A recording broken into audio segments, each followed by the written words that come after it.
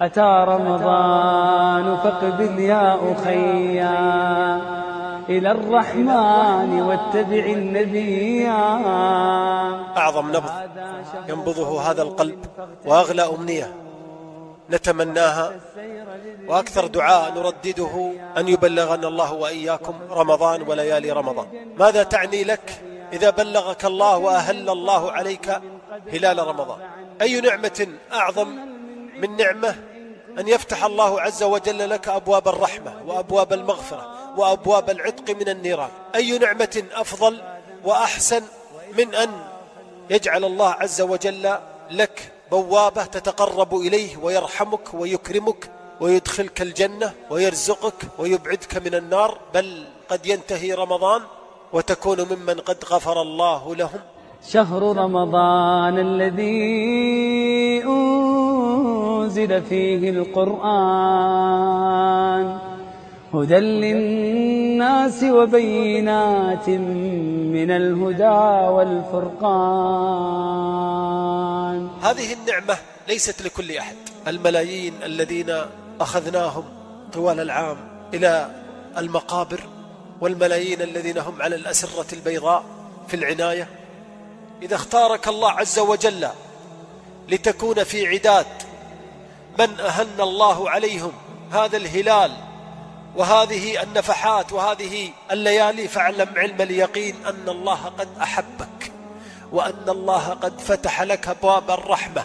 يقول عليه الصلاة والسلام في حديث أبي هريرة: إذا دخل رمضان فتحت أبواب الرحمة، فتحت أبواب الرحمة. هذه نجاة وهذه بوابة.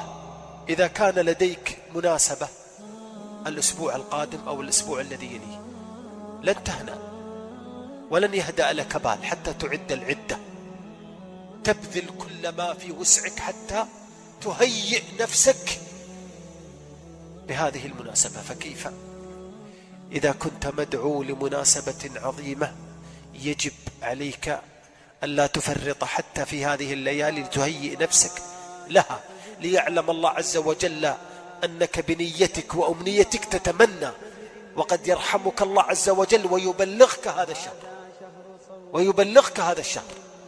عظم هذه الأمنية التي تتمناها، عظم هذه الرحمة والبوابة وهذا الكرم والجود من الله عز وجل.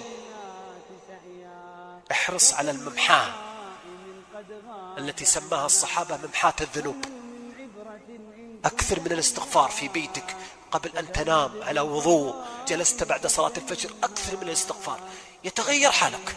فلذلك كن ممن يستقبل كل رحمة ويستمطر رحمات الله عز وجل. بماذا؟ بالاستغفار، حتى يرى الله منك صدق النية وصدق الحرص.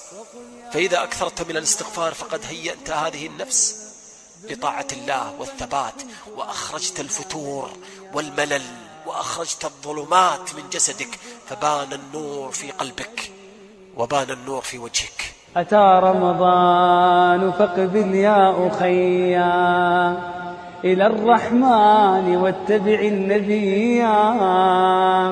فهذا شهر صوم فاغتنمه وحث السير للجنات سعيا، وحث السير للجنات سعيا. فكم من صائم قد غاب عنا، فهل من عبرة إن كنت حيا. تزود بالفضائل فاغتنمها، كفى ذنبا وإسرافا وغيا، كفى ذنبا وإسرافا وغيا.